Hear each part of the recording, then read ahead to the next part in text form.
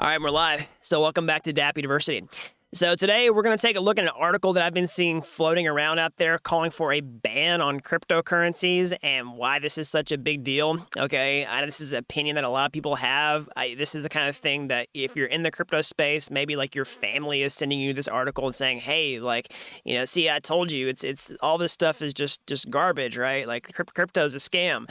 So we're going to talk about that today, why it's really important to dissect this article and understand like why the concerns inside of it are not as founded as people think that they are, okay? And what you need to understand about this. All right, so before we get into that, if you're new around here, hey, I'm Gregory. On this channel, I turn you into a blockchain master. So if that's something that you're interested in, then smash that like button down below for the YouTube algorithm and subscribe to this channel. And if you want to learn how to become a blockchain master step by step, start to finish, head on over to dappuniversity.com/bootcamp to get started today.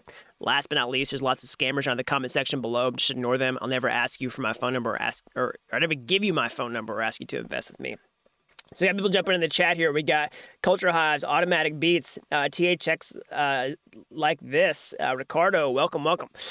So this is the article that I've seen floating around around the interwebs the past few days. People have been talking about, saying that Bitcoin is bad, that cryptocurrencies are bad, and then ultimately now it's just time to go ahead and ban them. Okay. Like I said, this is the type of thing that maybe if you're in crypto and you have family members who are outside of crypto, they're like sending you this type of stuff saying like, hey, like these are the concerns that are on the table and we think that crypto is going to get a major crackdown soon. Like this is the kind of thing you shouldn't be involved in. Like we don't want to get involved in this type of thing.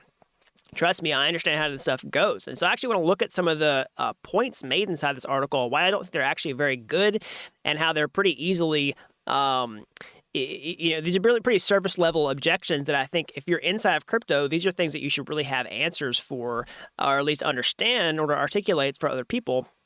Because ultimately down the road, we're going to see policy decisions try to be made about these types of things. And you're going to have people, try to ask you what you think about this sort of stuff. And so it's good to know. So we're going to talk about that. We're going to look at a lot of other news that's happened in this space since yesterday. Again, we do these live streams Monday through Friday on this channel. Just turn on notifications, subscribe down below. You'll find out about this whenever we go live. And we're going to look at the crypto markets and a lot more. So let's just start off and let's just start off at the top here and see what the article ultimately asserts. Okay, so basically they're just saying that it's time for Bitcoin to just go away. All right, it's time for a ban on cryptocurrencies. We're going to look at the problems that the author proposes in the article, why they think cryptocurrencies are bad in the first place, and then what they think we should do instead. Like once we ban them, what should we put in their place? Okay, so let's start off here. So they first and foremost, lead with, I never understood why cryptocurrencies are worth anything. Okay, so we talk a lot up on this channel about how you value cryptocurrencies in the first place. This is something that confuses a lot of people. You don't have really good models to value cryptocurrencies, but that doesn't mean they don't actually have value. Okay, we talk about that a ton. That's the first thing to understand. So, of course, they're untraceable payments. Basically, of course, the untraceable payments are worth a lot to ransomware hackers. So they instantly just come out of the gate and smear crypto saying it's only used by criminals, right? It's basically used by cyber criminals and money launderers, but dollars, euros, and yen are backed by nations' respective treasuries. Okay, so they instantly just come out of the gate swinging, talking about how cryptocurrencies is bad because it's only used by criminals, but, money that's controlled by governments, that can be issued however they see fit is better. That's really the contrast that they lay out here. We talk a ton on this channel about how, like, the spirit of cryptocurrencies in the first place are created as a decentralized store of value that can't be tampered with by essential entities, particularly around Bitcoin, right, being a decentralized hard money. So basically, if someone invents a cryptocurrency, any value is based solely on convincing others it has value. So like gold, for example, but is it a usable means of exchange? International banking officials say cryptocurrencies such as Bitcoin are speculative assets, not sustainable, usable money.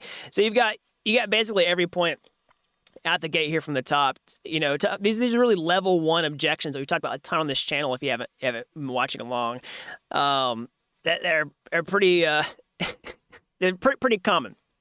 So basically, we just have a roundup of all the most common objections about crypto at the top.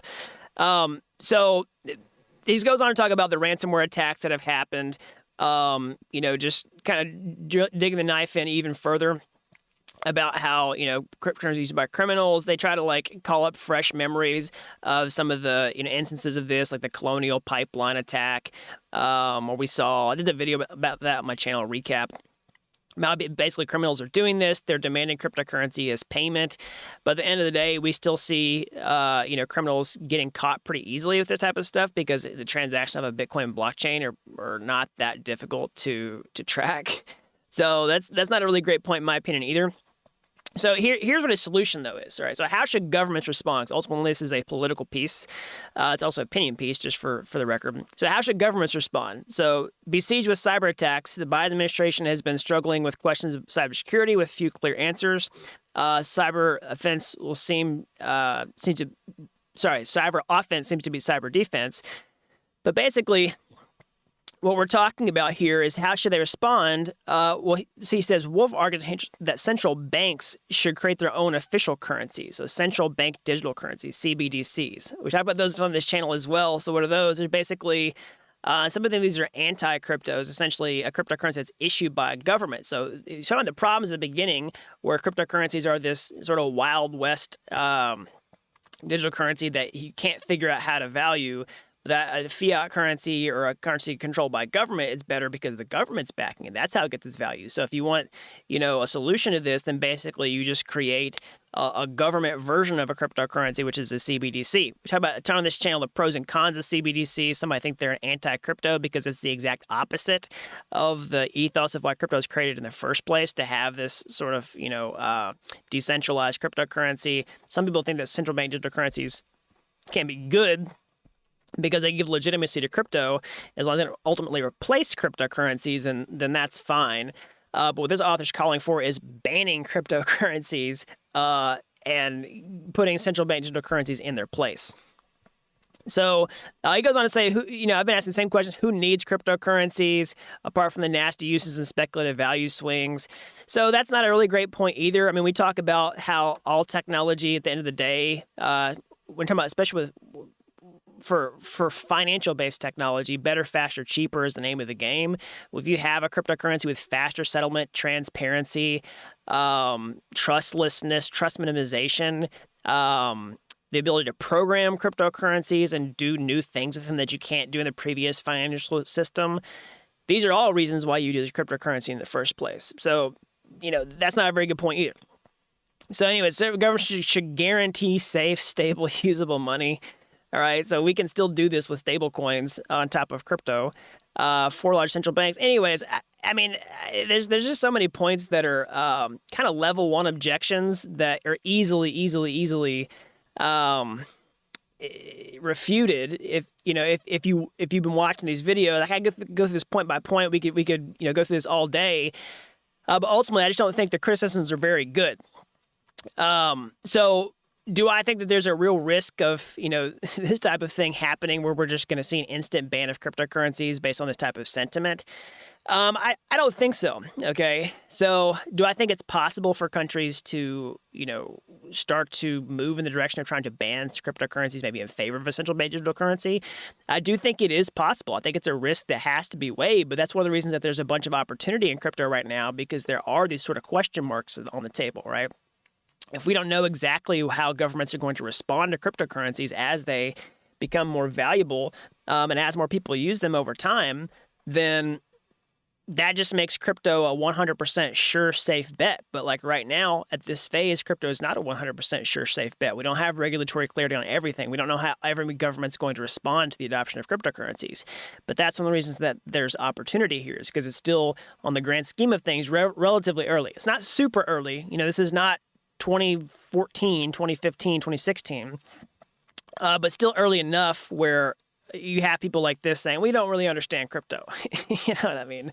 So that's what I would say about this. Again, this is the kind of thing that's good to go through and understand each point, kind of point by point, and understand for yourself, answer these questions for yourself, because if you're in this space, this is a solid thing for you to have mastery over, are these objections. Because ultimately you're going to have people who say, hey, I don't get this crypto thing, and this can help you at least explain it to them and help overcome those objections. And also for yourself, because, I mean, it's not good to just follow something completely blindly.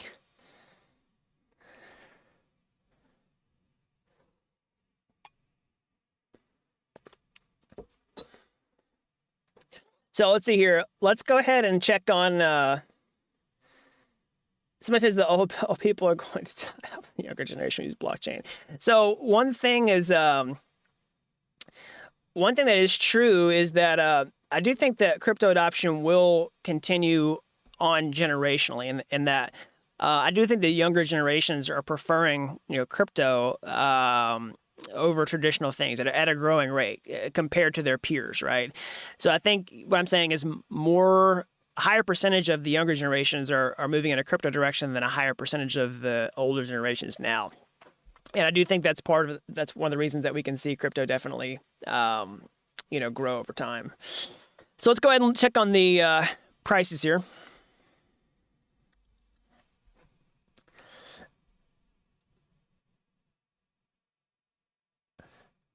So we'll go ahead and check on the Bitcoin chart here. So Bitcoin, we got rejected at 40,000. Okay.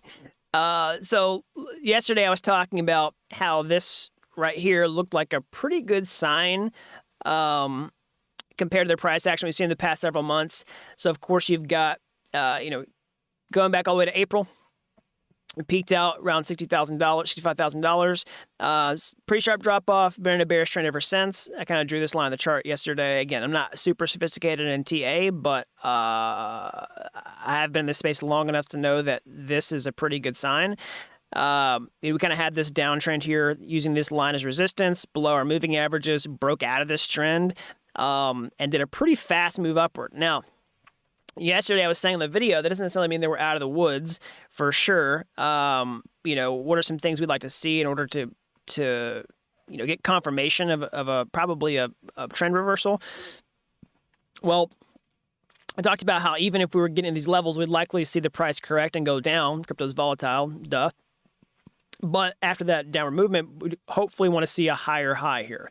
So it peaked out a little over $40,000. Basically, we hit $40,000 and got rejected. So $40,000 right now seems to be a pretty critical level. So if we can bust through 40 and do that convincingly and start to see higher lows after the price becomes volatile at that level, then that's going to be a lot more convincing to me. But until then, we don't have total confirmation of a trend reversal, in my opinion. One way you could look at this is kind of like a range, right, where we're kind of range bound between $30,000 and $40,000 with a slight bearish trend. But any way you slice it, the next sort of critical level for Bitcoin definitely looks like it needs to break $40,000 convincingly before I'm too excited. All right. Let's look at the Ether chart. So same story. Everything's pretty correlated right now. One potential thing for ETH is we do have EIP 1559 coming down the pike. I believe it's next week, I want to say, which is a pretty big deal. So this is the London upgrade for the Ethereum, basically turning on fee burning. So there's a lot of things for the EIP 1559 upgrade. We've talked about that a lot on this channel. But that is one factor that could affect the price of Ether relative to Bitcoin over the next week or so. And I think some of that won't necessarily be directly due to the fee burning. Okay, I've talked about a lot on this channel about how even if you're burning Ether whenever new transactions are created, which that's what the proposal does, among other things, that you still need the demand for Ether to increase or stay the same to really see a significant impact, and really increase to see a significant impact. So anyways, how could it affect the price in the short term? Mostly just hype, okay? So it also could affect the price negatively, and that could be a buy the rumor, sell the news situation where people are buying it ahead of time. Then EIP 1559 goes live, and people just dump ETH. So in terms of short-term price action, that could definitely be a factor, before next week, especially relative to Bitcoin. Like we could see Ethereum kind of make a little bit of a move, while Bitcoin's, and somewhat independent of what Bitcoin's doing, is what I'm trying to say. So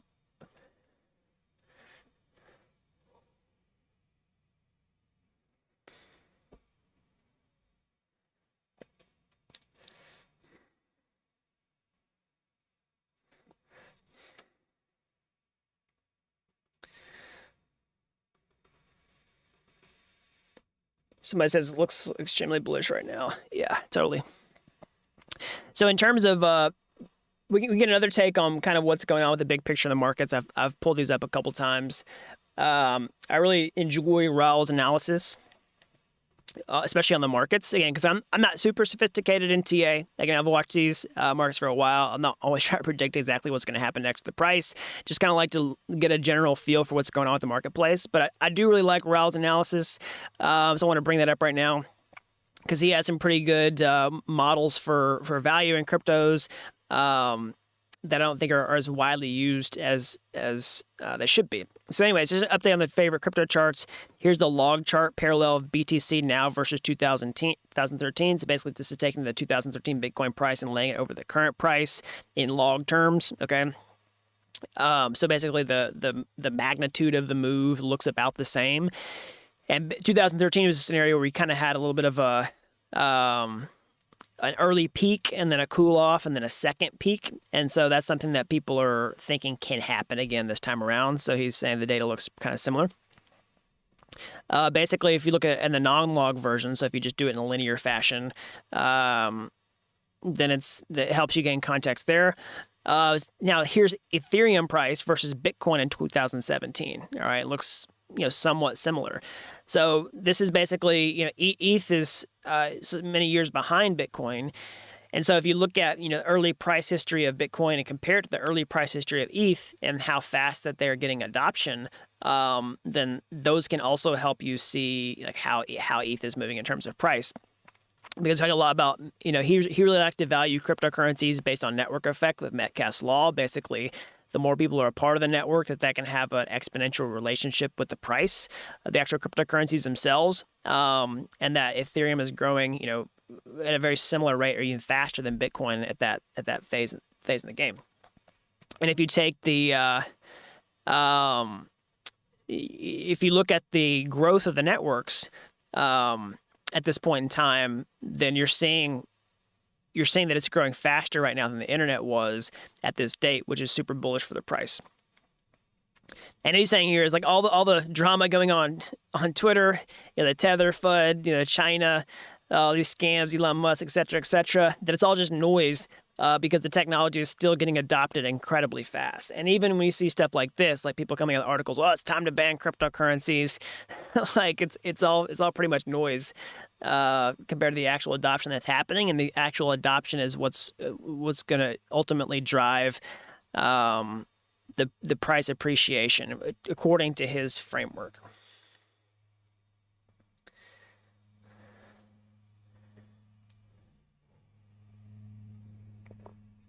So you're talking about Tether in the thread here. So we talked yesterday on Tether about how we saw a lot of the news that came out yesterday. Basically, Tether responds to the Bloomberg article. So yesterday in the live stream we talked about this.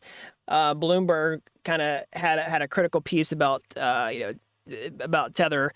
So if you don't know what I'm talking about. Tether is a stable coin, and for a long time there's been some fear that Tether's not actually backed by what they think they are, because that's how stable coins work. Basically, if you're going to issue a stable coin, you have to have a way for people to redeem the stable coins for dollars or whatever assets it's pegged to by the issuer. There's been a lot of fear that Tether doesn't actually have the money to back the market cap of the Tether stable coin. But Tether responds. We saw a Bloomberg article come out about that over the weekend, I want to say. But Tether just responded back to it. So today, Bloomberg published an article based on unnamed sources and years-old allegations patently designed to generate clicks. The article follows a pattern of repackaging stale claims as news. The continued efforts to discredit Tether will not change our determination to remain leaders in the community. So Tether routinely has open dialogue with law enforcement agencies, et cetera, et cetera, et cetera. Basically, Tether just posted a response saying it's all just FUD. So let me know what you think down in the comment section below. Do you buy the Tether response or not?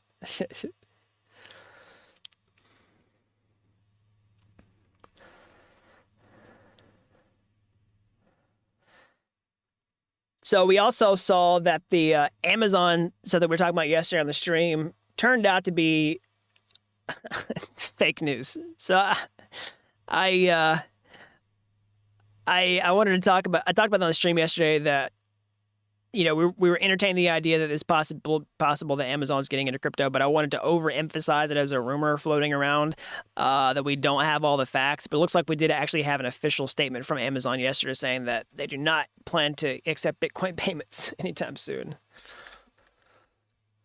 Let me pull it up.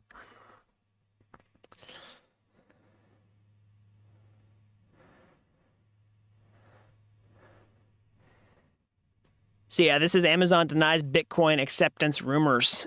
Okay, so again, I want to be super clear on the stream yesterday. It was a rumor, not confirmed yet. We did see some, bullish price action around the time this rumor came out. Who knows how much effect that had? We also saw about the short squeeze that happened yesterday, but it turned out to be fake news.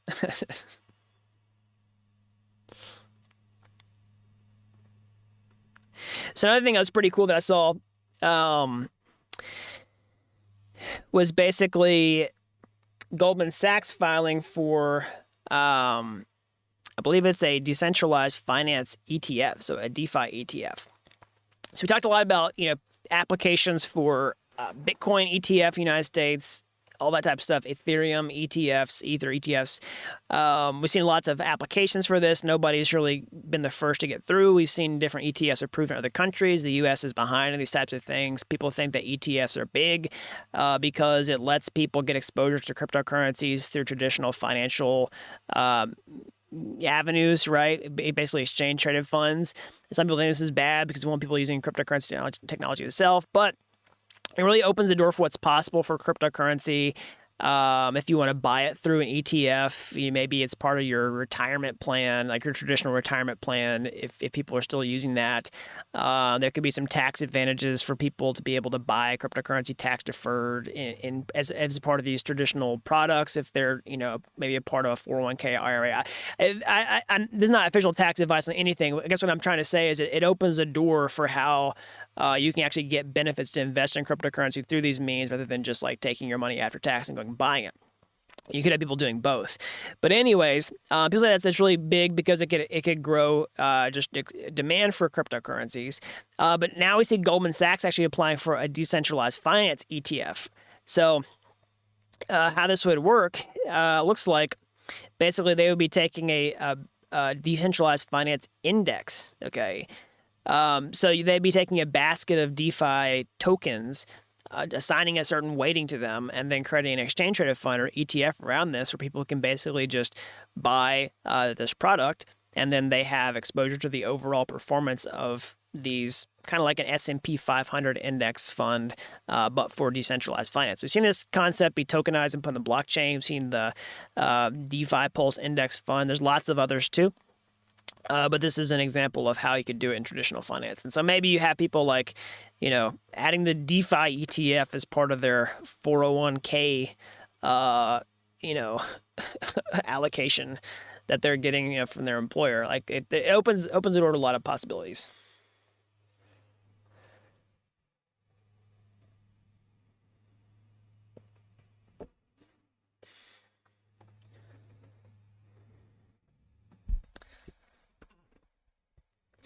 Somebody says, just like people deny they're not guilty of doing something doesn't mean they're not guilty of doing something. Just like Amazon denies they're not getting it, Bitcoin doesn't. I guess I'm saying it doesn't mean they won't do it.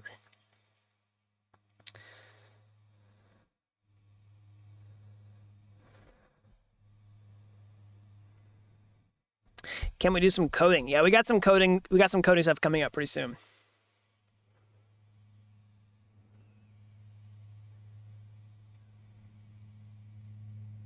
So maybe various types of DeFi ETF produces focused on DEX or high yield.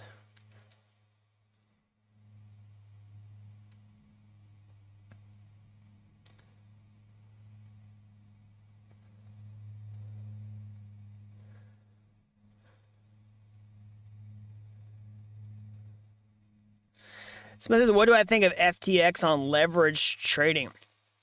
So I think a lot of new people are going to get absolutely wrecked with leverage. Okay. So I don't sit here and tell people they can't use leverage, but like most people are just going to get absolutely wrecked. I mean, I would, like, again, not financial advice. I don't really want to advise anybody to do leverage trading, but if you're going to do it, definitely don't do it with a lot of money. Because you understand how leverage works. I mean, I don't know if everybody understands how leverage trading works. Basically, how it works is you take cryptocurrency. They give you exposure to more cryptocurrency than you're willing to trade. So let's say you want to trade. Let's say you have $100 and you want to trade. You can use 10x leverage, and now you can trade $1,000, right? And you do that by saying, I'm going to think the price is going to go up or down. If you're doing a long, basically you're exposing yourself 10 times what you currently have, and then you get the benefit of that 10x on appreciation, right? But the problem is the price drops by 10%, you get liquidated. Okay. And we see exchange products offering up to 100x leverage, and so you get people in there just like, throw on 100x leverage. You get 100 times the exposure of what you currently have, but if the price drops by 1%, you're done. Okay, and so people do this over and over again. This is where sort of the gambling addiction comes into play. Like, all right, next time I think I got it. Next time I think I got it, and before you know it, you're just totally wiped.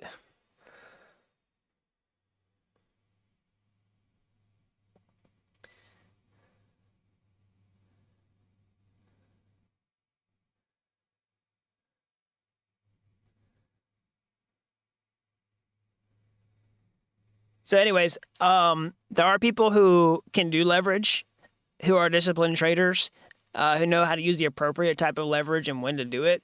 But vast majority of people are going to get absolutely wrecked.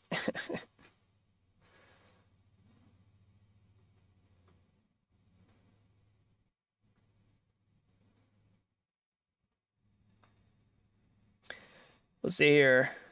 Somebody's talking about a Dapp University DAO, a decentralized autonomous university, DAU. I like it.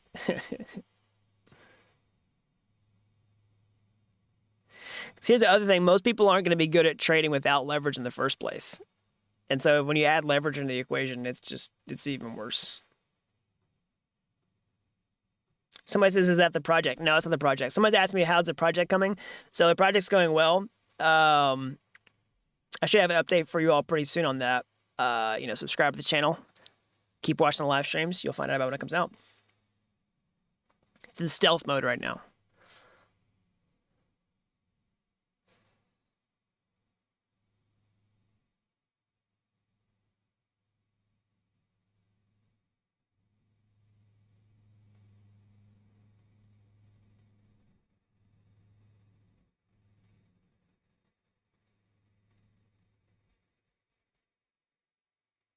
Somebody says, but Twitter NFT avatar idea was created. It's trending on Product Hunt today. So I want to see, I'm going to look it up, see if somebody actually took my idea. I mean, I don't care. I said it was a free idea.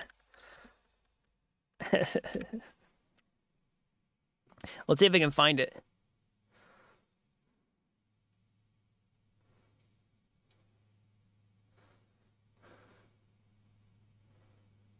Yeah, there it is. So we talked about this. Show my NFT on Twitter. So your profile picture updated every day based on your NFTs. So, yeah.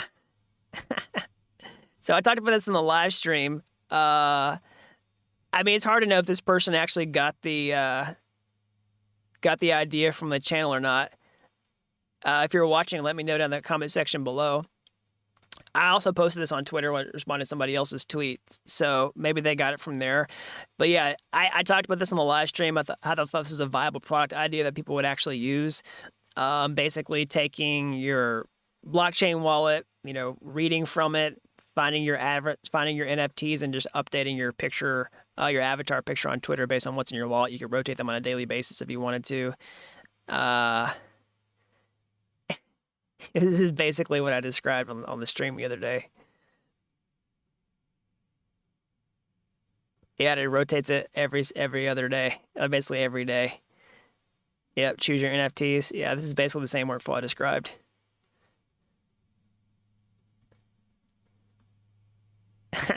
Awesome. Congratulations. I'm glad somebody built it. All right, everybody. So that's all I got for today. As always, smash that like button down below for the YouTube algorithm. Subscribe to this channel if you haven't already. That really helps these videos out so the more people can learn about blockchain. If you're as fascinated with this technology as I am, you want to get your hands dirty, how can you get started today? Build something cool like this person who, ran with the idea, apparently, that we talked about on this channel. Go to my YouTube homepage. You can find my free courses there. They're like Udemy courses, but they're totally free. And if you like those and you want to take the next step, or hey, maybe you want to take a massive shortcut entirely and actually become a blockchain master step-by-step from start to finish over at dappuniversity.com/bootcamp. You don't have to be an expert to get started today. I've helped people with zero coding experience become real-world blockchain developers in a matter of months. So that's all I've got. Until next time, thanks for watching Dapp University.